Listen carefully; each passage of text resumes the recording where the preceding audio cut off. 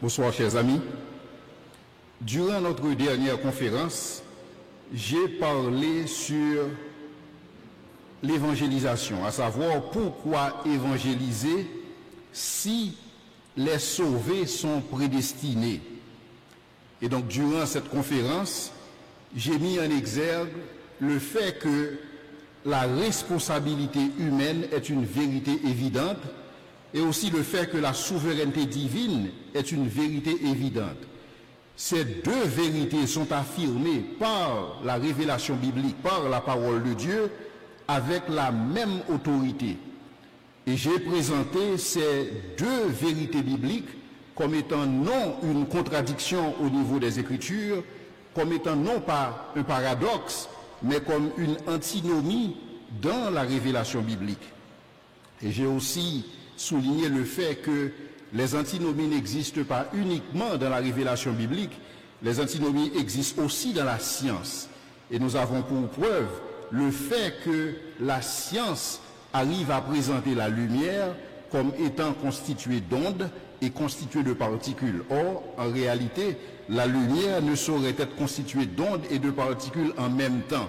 Cependant, les scientifiques admettent que c'est une antinomie au niveau de la science.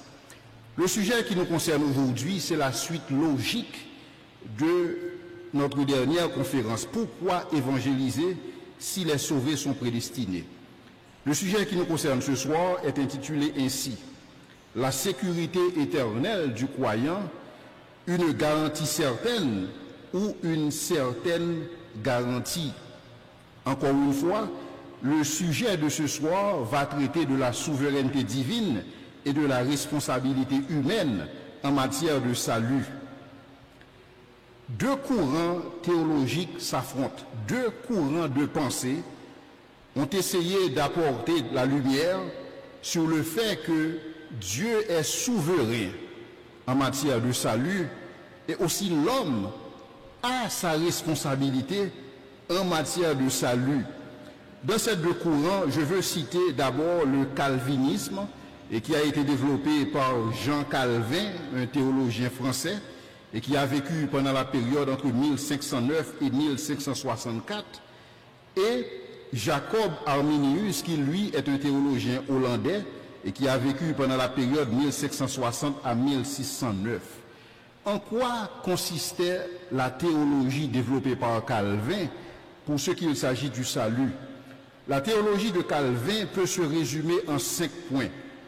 Premièrement, la dépravation totale de l'humanité, selon Romains chapitre 3, versets 11-12, Jean 6, versets 44 et 65. Selon Calvin, le péché a affecté l'humanité, a affecté le genre humain dans son entièreté. L'homme est affecté dans sa chair, il est affecté dans sa volonté, il est affecté dans ses émotions, il est affecté totalement. Et dans sa dépravation, il est incapable de s'approcher de Dieu, il est incapable de désirer Dieu, parce qu'il est complètement dépravé. Puisque l'homme est complètement dépravé, il ne veut pas Dieu, il ne veut pas s'approcher de Dieu, donc Dieu doit sauver l'homme, et ceci, il doit le faire de manière inconditionnelle à travers l'élection. Donc Dieu, selon le conseil de sa volonté, il a décidé, dans des temps éternels, et les gens qui seront sauvés et ceux qui seront perdus, et il a décidé de manière inconditionnelle. Donc rien à voir avec le mérite de l'homme, mais cela a tout à voir avec les dispositions de Dieu en matière de son décret éternel, selon Romains chapitre 12, verset 3, Éphésiens 2, le verset 8. Maintenant, parce que l'homme est dépravé, Dieu a élu l'homme, il a élu certains avant la fondation du monde. Maintenant, quelle est la relation entre ceux qui sont sauvés et ceux que Jésus-Christ a accompli sur la croix? Dans le calvinisme, l'expiation que Jésus a consentie sur la croix, c'est une expiation qui est limitée, dans le sens que Jésus n'est pas mort pour tous les hommes, Jésus-Christ est mort uniquement pour les élus. Jésus-Christ est mort pour ceux qui étaient prédestinés dans des temps éternels selon le décret de Dieu, selon Matthieu 1er, verset 21, Jean 10, verset 11, verset 15, verset 26, verset 27, Jean 15, le verset 13, Acte 20, verset 28, Éphésiens 5, le verset 25. Donc l'expiation est limitée uniquement aux élus. Cependant, pour que les élus puissent être sauvés, Dieu leur accorde ce que les calvinistes appellent une grâce irrésistible. C'est-à-dire Dieu appelle et nul ne peut résister à son appel. Donc ceux qui étaient prédestinés d'avance à être semblables à l'image de son Fils, ceux qui étaient élus avant des temps éternels, ils ne peuvent pas résister à l'appel de Dieu, ils ne peuvent pas résister à la grâce de Dieu, ils ne peuvent pas tourner le dos à Dieu, selon Romains 9, le verset 16, Jean 6, verset 37, verset 44, verset 65, et Jean 6, verset 15 et 16. Puisque les élus ne peuvent pas tourner leur dos à Dieu, puisqu'ils ne peuvent pas abandonner la foi, cela nous amène au 5e point. Pour ce qu'il s'agit de la doctrine de Calvin, c'est la persévérance des saints. Donc dans ce contexte, les saints ou les élus ont la sécurité éternelle. Et pour ce qu'il s'agit du salut, et il n'y a absolument rien qui puisse être fait pour que l'élu puisse perdre son salut. Donc si je résume, et la position de Calvin, c'est que l'homme est dépravé totalement, l'élection est inconditionnelle, l'expiation du Christ sur la croix est limitée uniquement aux élus, la grâce de Dieu est irrésistible et les saints vont persévérer parfois malgré eux. Et c'est pourquoi quand certains pensent à la doctrine de la persévérance des saints, ils pensent que les calvinistes auraient dû dire la préservation des saints. Dans le sens que ce n'est pas le saint, ce n'est pas l'élu qui persévère, mais dans le sens que l'élu est carrément préservé par Dieu. Donc il doit persévérer malgré lui. Telle est la position des calvinistes. C'est la position de Jean Calvin.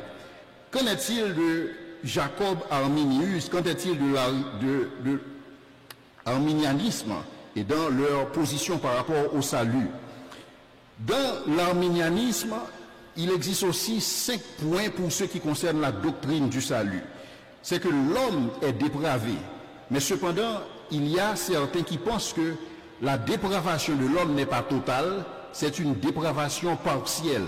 Partielle dans le sens que la dépravation de l'homme n'affecte pas profondément sa raison, dans le sens que l'homme, par sa raison, peut apprécier la révélation de Dieu.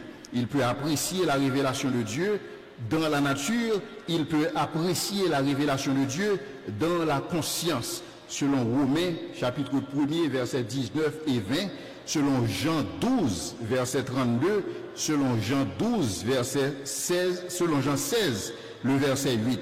Donc la dépravation existe, pour certains, la dépravation est totale, pour d'autres, la dépravation est tout simplement partielle. Donc cette doctrine est partagée entre les arminiens. Donc certains pensent que la dépravation est totale, d'autres pensent que la dépravation est partielle. Mais qu'en est-il de l'élection? Les arminiens croient aussi dans la doctrine de l'élection. Cependant, ils croient que l'élection est conditionnelle.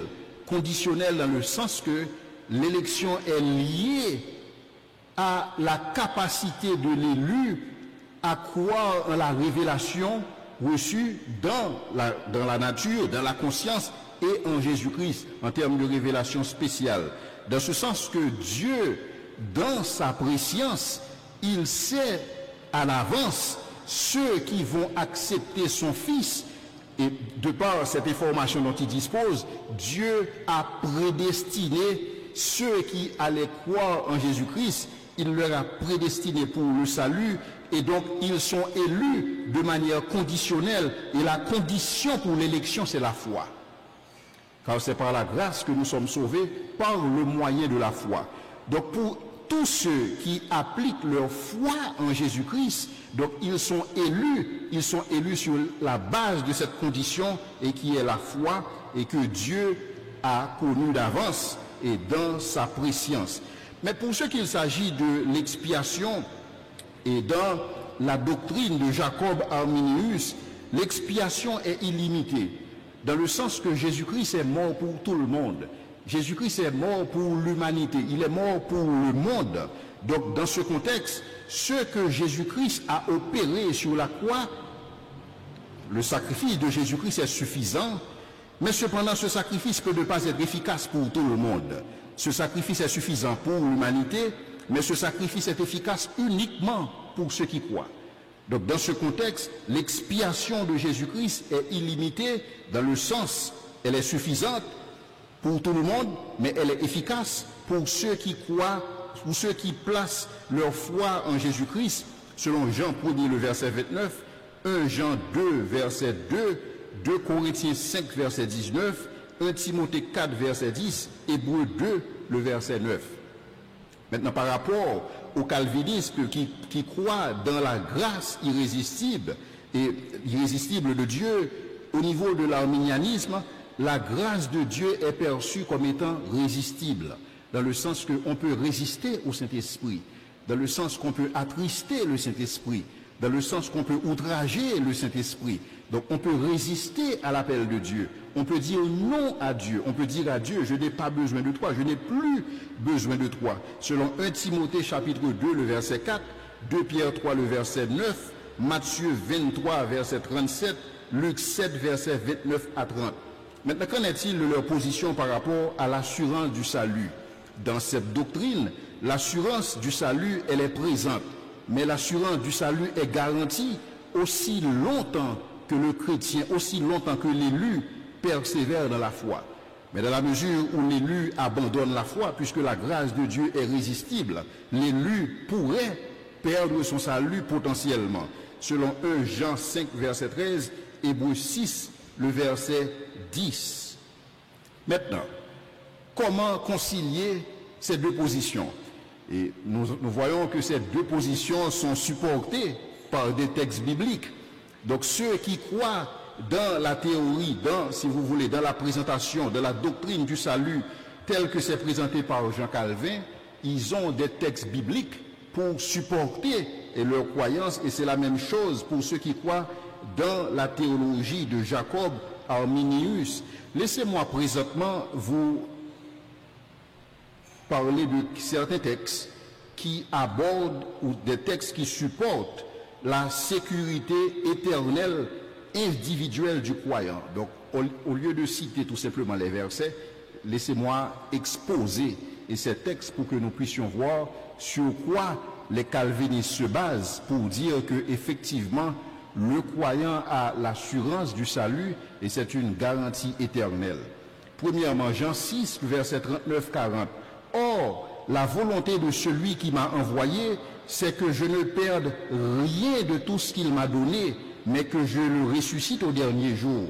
La volonté de mon Père, c'est que quiconque voit le Fils et croit en lui ait la vie éternelle, et je le ressusciterai au dernier jour.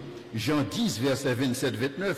Mes brebis entendent ma voix, je les connais, elles me suivent, je leur donne la vie éternelle, et elles ne périront jamais. Et personne ne les ravira de ma main. Mon Père qui me les a donnés est plus grand que tous, et personne ne peut les ravir de la main de mon Père. Jean 10, verset 27-29. Comme si cela ne suffisait pas, en Jean 17, le verset 24, il est dit, Père, je veux que là où je suis, ce que tu m'as donné soit aussi avec moi, afin qu'ils voient ma gloire, la gloire que tu m'as donnée, parce que tu m'as aimé avant la fondation du monde. Donc Jésus-Christ, il prie son Père pour que ceux que le Père lui a confiés soient avec lui. Et nous savons que la prière de Jésus ne saurait rester sans exaucement. 1 Jean 3, le verset 9, il est dit, quiconque est né de Dieu ne pratique pas le péché, parce que la semence de Dieu demeure les nés de Dieu. 1 Jean 5, verset 18, nous savons que quiconque est né de Dieu ne pêche point, mais celui qui est né de Dieu se garde lui-même, et le malin ne le touche pas. Et Éphésiens 1er, verset 13-14, en lui aussi, après avoir entendu la parole de la vérité, l'évangile de votre salut, en lui, vous avez cru et vous avez été scellés du Saint-Esprit qui avait été promis, lequel est un gage de notre héritage pour la rédemption de ceux que Dieu s'est acquis à la louange de sa gloire. Chers amis, à la lumière de ces textes, il est évident que celui qui est sauvé restera sauvé. Donc la conclusion des calvinistes par rapport à ce texte, c'est que celui qui est sauvé restera sauvé et il peut être sauvé même contre sa volonté. Même s'il déciderait d'abandonner Dieu, ce qui est fort improbable, donc il peut conserver ce salut. Donc dans le calvinisme, si vous êtes élu, Dieu vous préservera et vous persévérerez jusqu'à la fin. Et ceci, votre contribution personnelle est négligeable. Dieu sauve du début à la fin. Dieu, il est l'auteur du salut au début, il est l'auteur du salut à la fin. Donc à la lumière de ces passages, il n'y a absolument aucun doute là-dessus. C'est que celui qui est sauvé l'est effectivement éternellement. Il peut donc jouir de l'assurance éternelle du salut. Cependant, il existe d'autres passages qui représentent un défi à cette conclusion. Il existe d'autres passages qui représentent un caillou dans les chaussures du calvinisme. Et je voudrais considérer avec vous et ces passages qui veulent doser la question de la sécurité éternelle et que le croyant posséderait indépendamment de sa volonté, indépendamment de sa condition. Et le premier texte que nous allons considérer est considéré dans Hébreux, le chapitre 6, versets 1 à 8. C'est pourquoi, laissant les éléments de la parole de Dieu, tendons à ce qui est parfait, sans poser de nouveau le fondement du renoncement aux œuvres mortes, de la foi en Dieu, de la doctrine des baptêmes, de l'imposition des mains, de la résurrection des morts et du jugement éternel. Et c'est ce que nous ferons si Dieu le permet. Car il est impossible que ceux qui ont été éclairés et qui ont goûté au don céleste et qui ont eu part au Saint-Esprit et qui ont goûté à la bonne parole de Dieu et les puissances du siècle à venir et qui sont tombés soient encore renouvelés et amenés à la repentance, puisqu'ils crucifient pour leur part le Fils de Dieu et l'exposent à l'ignominie. Lorsqu'une terre est abreuvée par la pluie qui tombe souvent sur elle et qu'elle produit une herbe utile à ceux pour qui elle est cultivée, elle participe à une bénédiction de Dieu. Mais si elle produit des épines et des chardons, elle est réprouvée et près d'être maudite, et on en finit par y mettre le feu.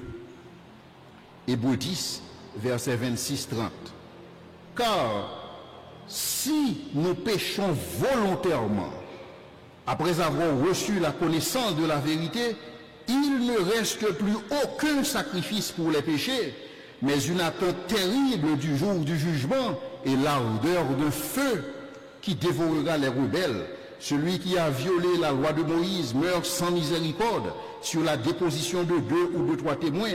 De quel pire châtiment pensez-vous que sera jugé digne celui qui aura foulé aux pieds le Fils de Dieu et qui aura tenu pour profane le sang de l'alliance par lequel il a été sanctifié et qui a outragé l'Esprit de la grâce? Car nous connaissons celui qui a dit « À moi la vengeance, à moi la rétribution » et encore « Le Seigneur jugera son peuple ». Et c'est une chose terrible que de tomber entre les mains du Dieu vivant. Maintenant, comment le calvinisme interprète ces passages? Parce que ces passages semblent indiquer que tout n'est pas nécessairement garanti et que le chrétien est appelé à persévérer. Le chrétien a reçu des avertissements sévères de la parole de Dieu pour ne jamais abandonner la foi. Donc comment le calvinisme interprète ces passages? Deux façons. Premièrement, dans le calvinisme, les gens qui sont décrits dans ces passages, pour eux, ne sont pas des chrétiens. Donc ce texte, d'abord, ne concerne pas les chrétiens. Ce texte ne fait pas référence à des chrétiens. Sinon, si ce texte ferait référence à des chrétiens, c'est uniquement à des chrétiens de nom. Ce qu'on appelle un chrétien nominal. Et donc, c'est comme il est dit dans 1 Jean 2, le verset 19, ils étaient du milieu de nous, mais ils n'étaient pas des nôtres.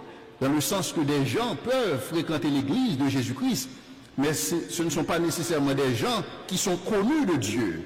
Donc, dans ce contexte, les gens auxquels l'auteur de l'épître aux Hébreux est en train de faire référence, ça peut ne pas être des chrétiens, ça ne peut pas être des chrétiens tenant compte de la sécurité éternelle clairement établie dans les textes dont je vous ai présenté. Et c'est pourquoi il est dit que ce sont des gens qui ont été éclairés, alors que quand la Bible parle des chrétiens, la Bible ne dit pas que le chrétien est éclairé, mais la Bible dit par contre que le chrétien est lumière. La Bible, ici, dans ce contexte, dans ce texte en hébreu, ne fait guère référence à ceux qui sont régénérés. Ces textes ne font guèrement référence à ceux qui sont sanctifiés. Au contraire, ce texte dit que ce sont des gens qui ont uniquement goûté au don céleste par rapport aux chrétiens qui ne goûtent pas mais qui s'abreuvent. Donc dans ce contexte, il est clairement indiqué que ce sont des gens qui fréquentaient une église locale, une assemblée locale, mais pas nécessairement des gens qui ont cru effectivement que Jésus-Christ est le Seigneur et que ces gens ont effectivement été élus de manière inconditionnelle et que ces gens ne peuvent pas en aucune façon perdre le salut. C'est la première explication des calvinistes par rapport à ces passages. La deuxième explication, c'est que le langage qui est utilisé en Hébreu 6, en Hébreu 10 et peut-être en 2 Pierre, c'est un langage tout simplement qui est utilisé pour donner un avertissement des plus sévères aux élus. C'est pour dire aux élus, voici ce qui potentiellement pourrait vous arriver, mais cependant, il n'y a absolument aucune possibilité que ce qui est dit ici en potentiel puisse se matérialiser. Donc ce qui est dit ici, c'est un avertissement, un simple avertissement, quoique sévère, mais il n'y a aucun lieu de croire que cet avertissement peut être matérialisé en quelque sorte. Maintenant, telle n'est pas la position de l'arminianisme pour ceux qu'il s'agit de la doctrine du salut.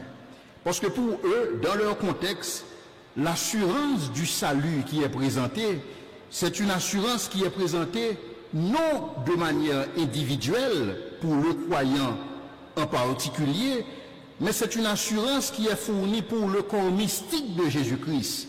C'est une assurance qui est fournie pour l'Église universelle que Dieu a élue avant les temps éternels. C'est une assurance qui est fournie comme pour ceux qui faisaient partie de l'arche de Noé. Aussi longtemps qu'ils restaient dans l'arche, ils avaient la vie sauve. Aussi longtemps qu'ils décidaient de rester dans l'arche, leur sécurité était garantie. Et pour preuve, il cite des passages comme Romains 8, versets 33 à 39, où il est dit « Qui accusera les élus de Dieu, les élus de Dieu? C'est Dieu qui justifie. Qui les condamnera ?» Alors, dans ce texte présente non pas l'élu de manière individuelle, mais ce texte présente l'élu de manière collective, dans le sens que c'est le corps mystique de Jésus-Christ dont il s'agit. Qui accusera les élus de Dieu? C'est Dieu qui justifie. Qui les condamnera? Christ est mort, bien plus, il est ressuscité et il est à la droite de Dieu et il intercède pour nous. Qui nous séparera de l'amour de Christ? Sera-ce la tribulation, l'angoisse, ou la persécution, ou la faim, ou la nudité, ou le péril, ou l'épée? Selon qu'il est écrit, c'est à cause de toi qu'on nous met à mort chaque jour, qu'on nous regarde comme des brebis destinées à la boucherie. Mais dans toutes ces choses, nous sommes plus que vainqueurs par celui qui nous a aimés, car j'ai l'assurance que ni la mort, ni la vie, ni les anges, ni les dominations, ni les choses présentes, ni les choses à venir, ni les puissances, ni la hauteur, ni la profondeur, ni aucune autre créature ne pourra nous séparer de l'amour de Dieu manifesté en Jésus-Christ, notre Sauveur. Donc, leur position est claire. Donc, si il existe une garantie. Cette garantie existe pour le corps mystique de Jésus-Christ, mais pas nécessairement pour le chrétien pris individuellement. Et c'est pourquoi en Éphésiens 1er, verset 1 à 14, il est dit en lui, en Christ, nous avons été prédestinés. Tout est réalisé pour nous en Christ. Donc, dans ce contexte, il s'agit effectivement de l'Église universelle de Jésus-Christ et non des chrétiens individuels. Un autre texte que les tenants de l'arminianisme mettent en avant, c'est un texte que nous trouvons en Romains 11, versets 17 à 32, dont je vais vous faire la lecture. Mais si quelques-unes des branches ont été retranchées, ici on parle d'Israël, et si toi qui étais un olivier sauvage, c'est-à-dire les gentils, nous autres, l'Église, et si toi qui étais un olivier sauvage, tu as été hanté à leur place et rendu participant à la nature, à la racine et à la graisse de l'olivier, ne te glorifie pas aux dépens de ces branches. Si tu te glorifies, sache que ce n'est pas toi qui portes la racine, mais c'est la racine qui te porte. Cela est vrai, elles ont été retranchées pour cause d'incrédulité. Si toi, tu subsistes par la foi, ne t'abandonne pas à l'orgueil, mais crains, car si Dieu n'a pas épargné les branches naturelles, il ne t'épargnera pas non plus. Considère donc la bonté et la sévérité de Dieu, sévérité envers ceux qui sont tombés et bonté envers toi, si tu demeures ferme dans cette bonté, autrement, tu seras retranché.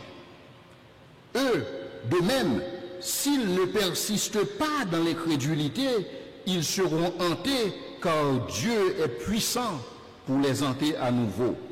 Si toi qui as été coupé de l'olivier naturellement sauvage et hanté contrairement à ta nature sur l'olivier franc, à plus forte raison qu'eux aussi seront-ils hantés dans leur nature sur leur propre olivier.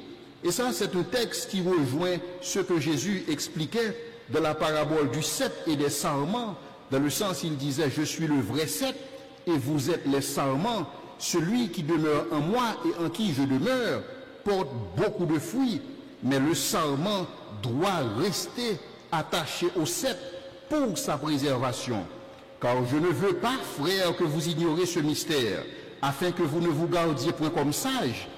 C'est qu'une partie d'Israël est tombée dans l'endurcissement jusqu'à ce que la totalité des païens soit entrée. Et ainsi, tout Israël sera sauvé, selon qu'il est écrit, le libérateur viendra de Sion et il détournera de Jacob ses impiétés. Et ce sera mon alliance avec eux lorsque j'ôterai leurs péchés.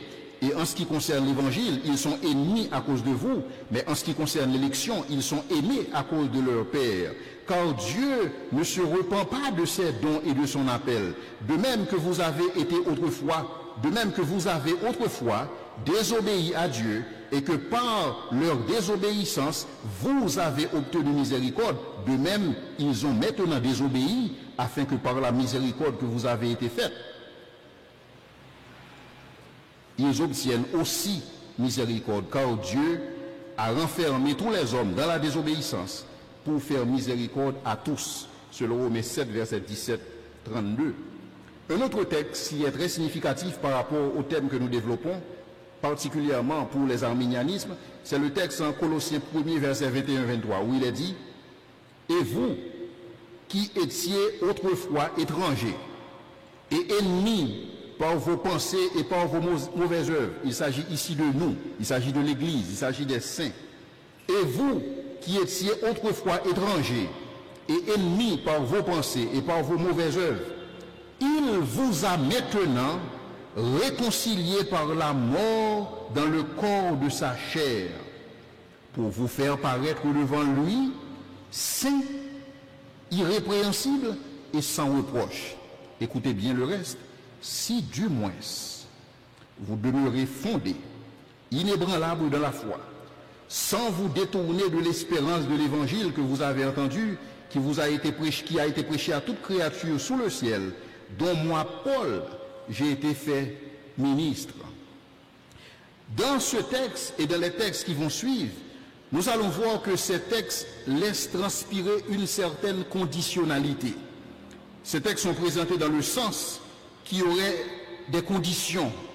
Ces textes sont présentés dans le sens que c'est si du moins vous demeurez, c'est si tu demeures, si le serment ne reste pas attaché, pourvu que nous retenions. Donc dans ce contexte, ces textes sembleraient indiquer que cette garantie existerait dans la mesure où le croyant continue de persévérer dans la grâce.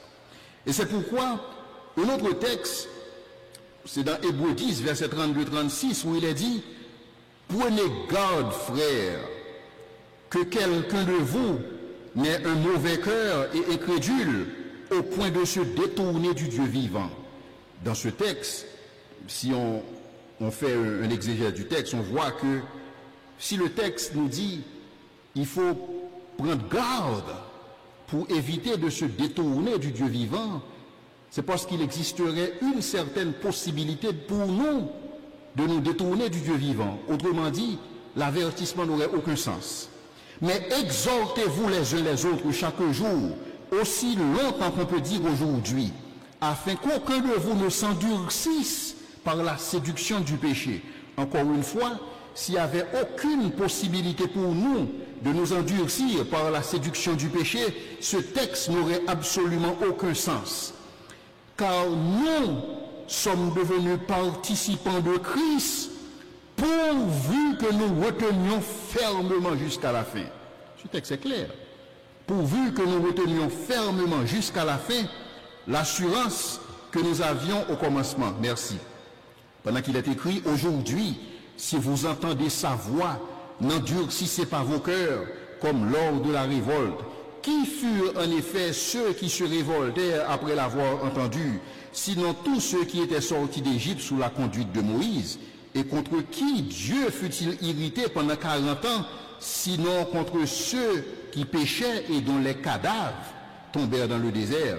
Et à qui jura-t-il qu'il n'entrerait pas dans mon repos, sinon ceux qui avaient désobéi? Aussi, voyons-nous qu'ils ne peuvent pas y rentrer de par leur incrédulité, selon Hébreux 3. Regardons à nouveau le texte dans Hébreux 10, le verset 32. Souvenez-vous, quand le calviniste approche Hébreux 10, le verset 32, il dit que ce texte ne fait pas référence aux chrétiens, mais ce texte fait référence plutôt aux gens qui étaient du milieu de nous, mais qui n'étaient pas des nôtres. Je vais relire ce texte en Hébreux 10, les versets 32-36, pour voir l'interprétation de l'autre courant théologique. Souvenez-vous de ces premiers jours où vous avez été éclairés, où vous avez soutenu un grand combat au milieu des souffrances. Telle est la condition du nouveau croyant. Telle est la réalité du zèle du nouveau converti. Et d'une part, vous avez été exposés comme un spectacle aux opprobes et aux tribulations, et de l'autre, vous associant à ceux dont la condition était la même.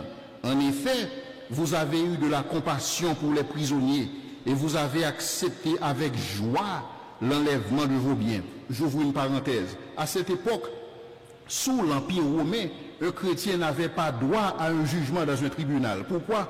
Parce que pour que le chrétien puisse avoir gain de cause dans un tribunal, le chrétien devrait offrir un sacrifice à un faux Dieu. Or, puisque c'était contraire à sa foi, les chrétiens n'avaient aucun recours face à l'enlèvement de leurs biens. Quelqu'un pourrait décider, moi je vais mettre ma main sur ce bien qui appartient à un chrétien. Le chrétien n'avait aucun recours. Son seul recours serait de sacrifier sa foi. Donc c'est pourquoi le texte dit en hébreu. Plus tard, je vais vous présenter le contexte et de l'épître aux Hébreux pour mieux comprendre ce que dit ce texte. Donc vous avez accepté avec joie l'enlèvement de vos biens, sachant que vous avez des biens meilleurs et qui durent toujours. N'abandonnez pas votre assemblée, à laquelle est attachée une grande rémunération, car vous avez besoin de persévérance, afin qu'après avoir accompli la volonté de Dieu, vous obteniez ce qui est promis. Alors le verset principal et sur lequel je voulais mettre l'accent dans Hébreux 10, versets 32 et 36, c'est ce premier verset où il est dit « Souvenez-vous de ces premiers jours où après avoir été éclairés ». Parce que souvenez-vous, les calvinistes disent que l'expression éclairé ne peut pas s'appliquer à un chrétien. Parce que le chrétien, le terme qui est propre à un chrétien, c'est lumière. Un chrétien ne peut pas être éclairé. Or, dans Hébreux 10, verset 32, il est dit que le chrétien est éclairé. Souvenez-vous de ces premiers jours où après avoir été éclairé. Donc, dans ce contexte, il n'y a pas lieu de dire qu'un chrétien ne puisse être éclairé ou que la Bible ne puisse utiliser cette expression et pour ce qu'il s'agit d'un chrétien authentique. Considérons Hébreux 6, 1 à 8. C'est pourquoi, laissant les éléments de la parole de Christ, tendons à ce qui est parfait, et sans poser de nouveau le fondement du renoncement aux œuvres mortes, de la foi en Dieu, de la doctrine des baptêmes, de l'imposition des mains, de la résurrection des morts et le jugement éternel. C'est ce même texte que je vous ai lu tout à l'heure pour les calvinistes. Maintenant, je lis ce même texte dans la perspective arménienne. C'est ce que nous ferons si Dieu le permet. Car il est impossible que ceux qui ont été une fois éclairés et qui ont goûté au don céleste et qui ont eu part au Saint-Esprit, qui ont goûté à la bonne parole de Jésus-Christ et les puissances du siècle à venir et qui sont tombés, soient encore renouvelés et amenés à la repentance, parce qu'ils crucifient pour leur part le Fils de Dieu et l'exposent à l'ignominie. Lorsqu'une terre est abreuvée par la pluie qui tombe souvent sur elle et qu'elle produit une herbe utile à ceux pour qui elle est cultivée, elle participe à la bénédiction de Dieu. Mais si elle produit des épines et des chardons, elle est réprouvée et est près d'être maudite, et on en finit par y mettre le feu. Hébreux 6, versets 1 à 8. Maintenant, est-ce que ce texte en hébreu correspond à la description d'un chrétien authentique? C'est là qu'existe toute la controverse entre calvinisme et arminisme. D'une part, les calvinistes disent que ce texte ne saurait s'appliquer à un chrétien authentique, sur la base que le chrétien, il est élu de manière inconditionnelle, il a reçu cette grâce de Dieu qui est irrésistible, il a l'assurance éternelle du salut, il est totalement dépravé, et Dieu se retrouve dans l'obligation de le sauver malgré lui. Donc dans ce contexte, le texte en hébreu ne saurait être interprété dans la perspective que c'est un texte qui s'adresse aux chrétiens, pour plusieurs raisons. Première raison, l'expression éclairée ne s'applique pas aux chrétiens. L'expression goûter au don céleste, le chrétien ne goûte pas au don céleste, le chrétien s'abreuve au don céleste, le chrétien ne peut pas goûter, ne peut pas avoir part au Saint-Esprit, le chrétien est habité par le Saint-Esprit. Donc dans ce contexte, ce texte ne saurait s'appliquer aux chrétiens authentiques, sinon ce texte s'applique uniquement à ceux dont il est dit, ils sont sortis du milieu de nous, mais ils n'étaient pas des nôtres. Cependant, l'interprétation contraire au texte de Hébreux 6, verset 18, au niveau de l'arminisme, se présente ainsi.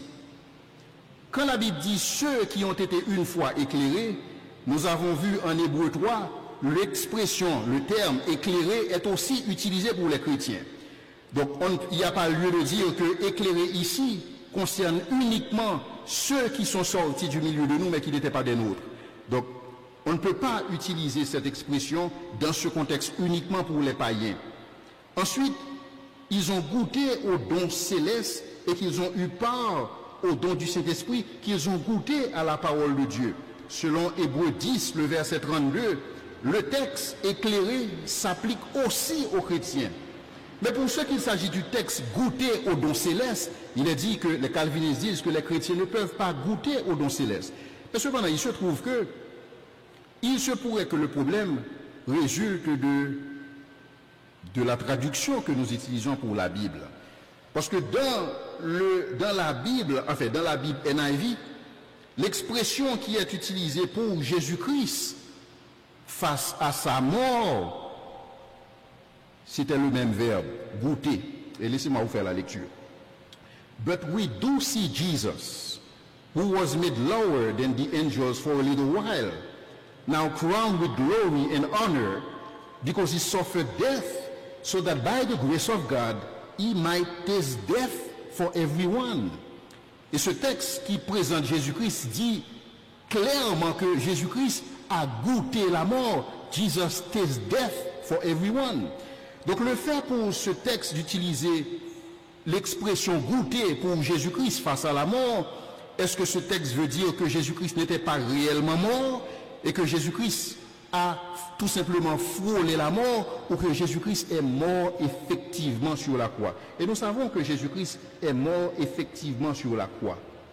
Maintenant, l'autre expression que les calvinistes utilisent pour dire que effectivement ce texte ne s'applique pas aux chrétiens, c'est dans Hébreux 3, le verset 14, où il est dit que les chrétiens sont ceux qui ont part au don céleste, qui ont part à l'esprit, dans le sens que le chrétien n'a pas part à l'esprit, mais le chrétien est habité et par le Saint-Esprit.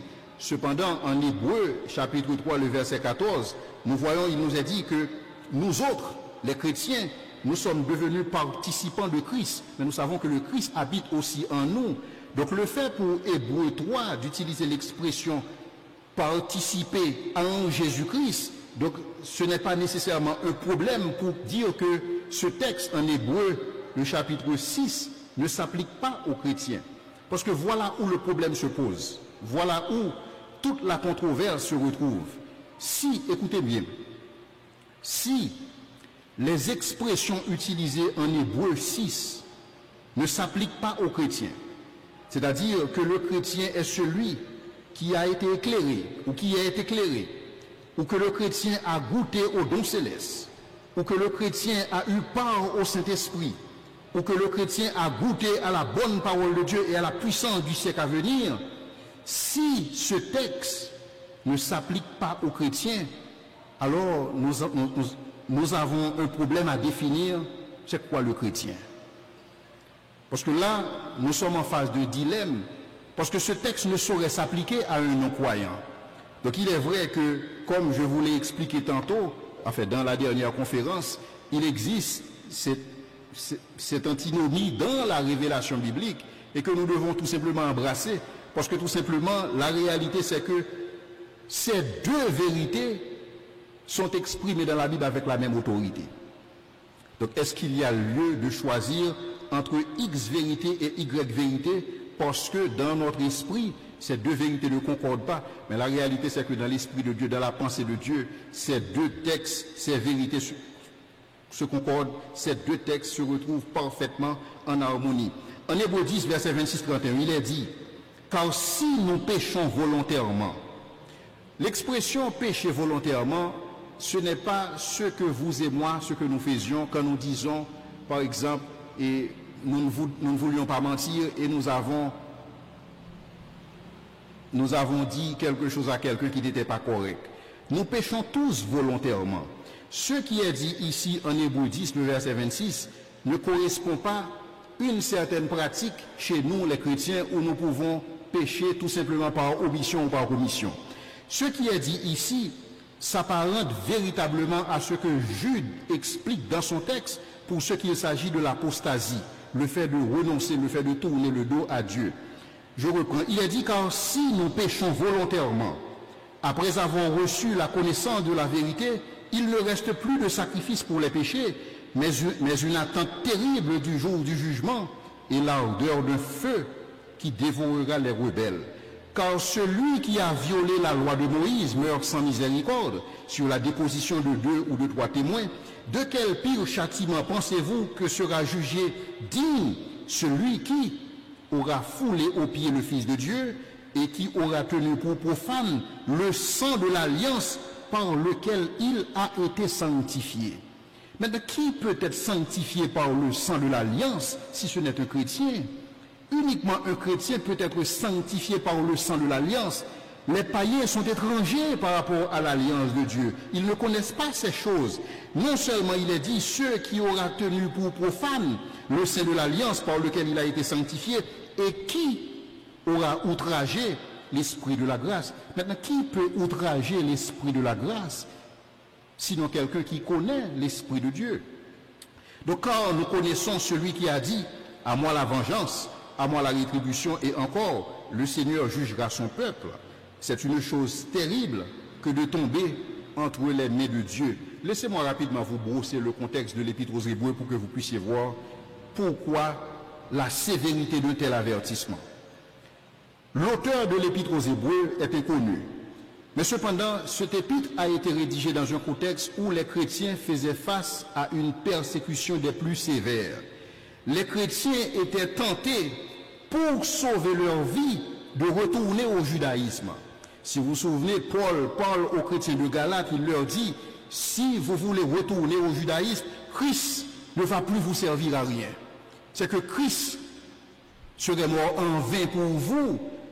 Et donc, l'auteur de l'Épître aux Hébreux donnait cet avertissement aux chrétiens juifs qui avaient embrassé le christianisme, mais qui voulaient sauver leur vie en se disant qu'ils n'appartiennent plus à Christ. Et donc, dans ce contexte, ils auraient souillé le sang de l'alliance par lequel ils étaient sanctifiés et ils auraient outragé l'esprit de la grâce. Donc, d'où la sévérité de l'avertissement. Et le texte de l'Épître aux Hébreux a été rédigé en même temps, si vous voulez, dans la même période de persécution que la seconde épître de Pierre. Et en 2 Pierre 20, les versets 20 et 22, Pierre nous donne aussi un avertissement tout aussi sévère que l'avertissement donné en hébreu. Et je vous lis 2 Pierre 2, verset 20-22. En effet, si après s'être retiré des souillures du monde, maintenant qui peut se retirer des souillures du monde si ce n'est un chrétien? Un païen n'a aucune volonté à se retirer des souillures du monde.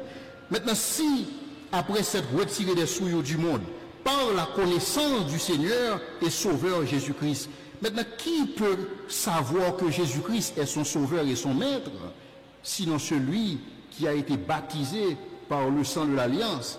Et si après s'être retiré des souillures du monde par la connaissance du Seigneur et Sauveur Jésus-Christ, ils s'y engagent de nouveau et sont vaincus, leur dernière condition est pire que la première, car mieux valait pour eux n'avoir jamais connu la voie de la justice que de se détourner après l'avoir connue.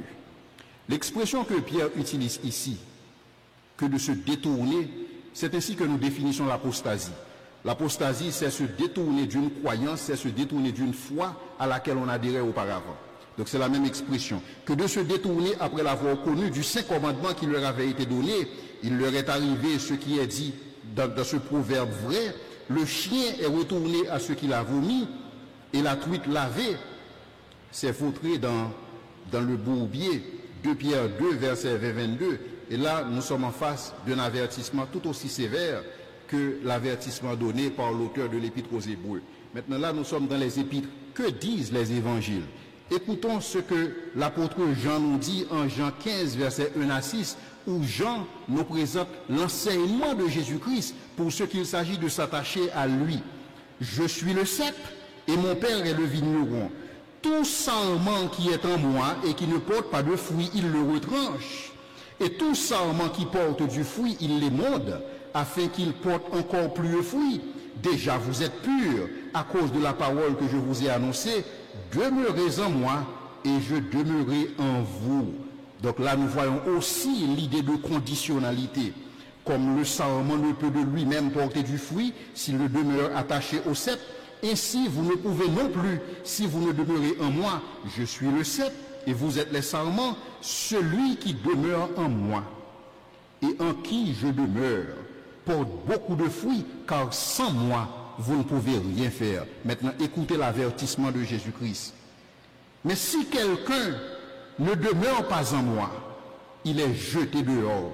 Nous sommes d'accord, pour jeter quelqu'un dehors, il fallait que cette personne soit à l'intérieur.